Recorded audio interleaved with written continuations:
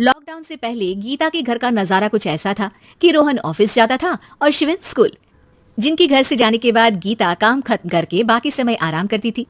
लेकिन लॉकडाउन के बाद ऑफिस और स्कूल घर में ही खुल गए और इससे गीता का हाल वो तो आपको देखने में ही मजा आएगा।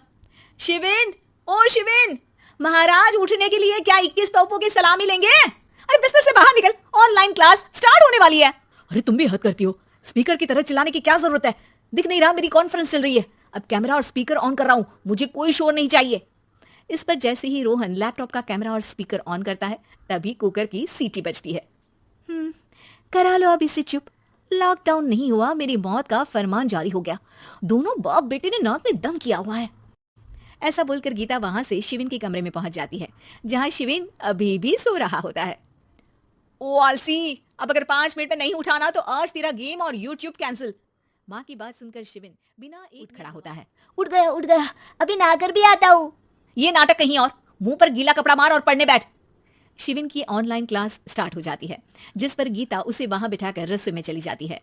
थोड़ी देर में उसे कमरे से कुछ आवाज सुनाई देती है, जिसे सुनकर वो कमरे में वापस आती है।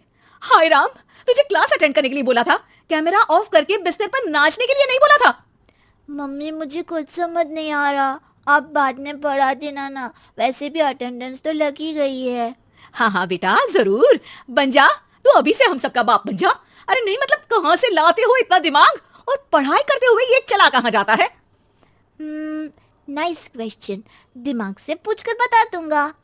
शिविन की बातों से परेशान होकर गीता उसे मारने के लिए जैसे ही आगे बढ़ती है तभी वो कमरे से बाहर भाग जाता है। अब शिविन आगे आगे और गीता हाथ में चप्पल पकड़े उसके पीछे पीछे पूरे घर में दोनों घूम रहे होते हैं।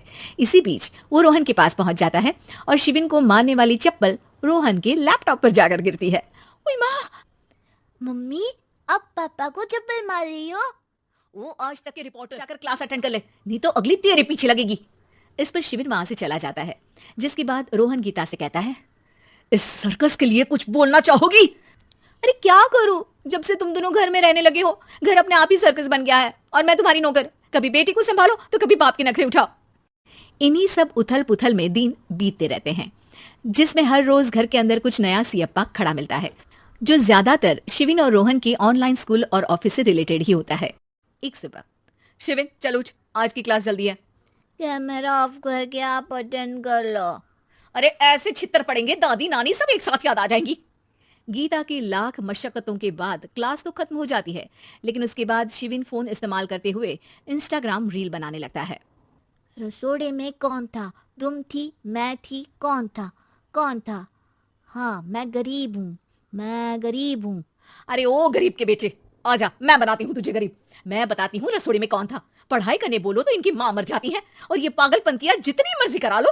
गीता शिविन को डांट रही होती है, तभी रोहन बीच में बोल पड़ता है। अरे बच्चा ही तो है, इतना गुस्सा क्यों कर रही हो? बेटे का साथ देने की इसी एक कोशिश में अब शिविन के साथ साथ रोहन भी गीता के गुस्से की सूली पर चढ़ जाता है।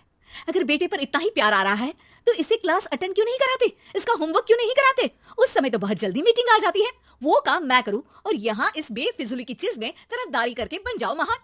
हे भगवान, कोई तो इनके ऑफिस और स्कूल खुलवाओ, मैं इन्हें और घर में नहीं रह सकती। अरे कुछ और मांग लेती, क्योंकि तुम्हारी ये विश इस साल तो पूरी होने से रही, कोरोना। हाय नास पिटे ने जिंदगी ही बर्बाद कर दी। खाए कोई पचाए कोई, कल मुझे चुन चुन कर सबको मेरी बद्दुआ लगेगी। उन्होंने दुनिया का और इन बाप बेटे दोनों ने मेरा जीना मुश्किल कर दिया। गीता वहां से चली जाती है, जिसके बाद रोहन शिविन से कहता है, अरे तुम्हारी मम्मी इतनी भड़की हुई क्यों है?